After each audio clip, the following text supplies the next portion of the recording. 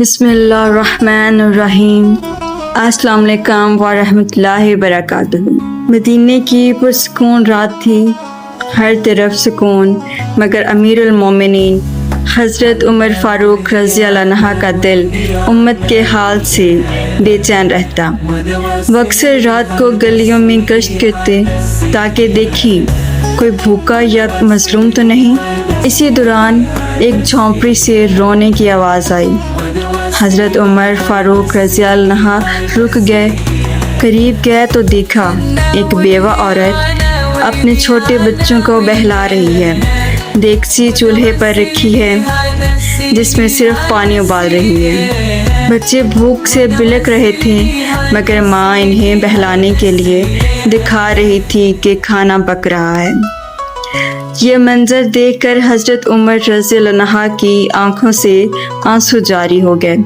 آپ رضی اللہ عنہ نے بیوہ سے پوچھا، بہن یہ کیا کر رہی ہو؟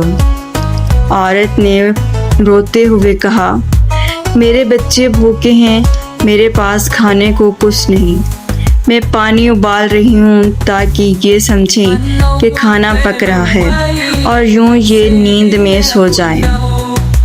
حضرت عمر رضی اللہ عنہ یہ سن کر کانپ اٹھے، فوراً بیت المال گئے، اپنے ہاتھوں سے آٹا، گھی اور کھجوروں کی بوری اٹھائی۔ خادم نے کہا، یا امیر المومنین یہ بوجھ مجھے دے دیجیے۔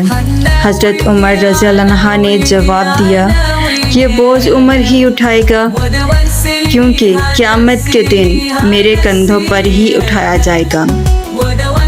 رات کے اندھیرے میں خود سامان اٹھا کر عورت کے گھر پہنچے، اپنے ہاتھوں سے آٹا گوندا، روٹی پکائی اور بچوں کے سامنے رکھی۔ جب بچوں نے خوشی سے کھانا کھایا تو حضرت عمر رضی اللہ عنہ کے چہرے پر اطمینان آ گیا۔ یہ ہے اصل قیادت کے حکمران خود بھوکے رہ جائیں مگر رعایا کو بھوکا نہیں دیکھیں۔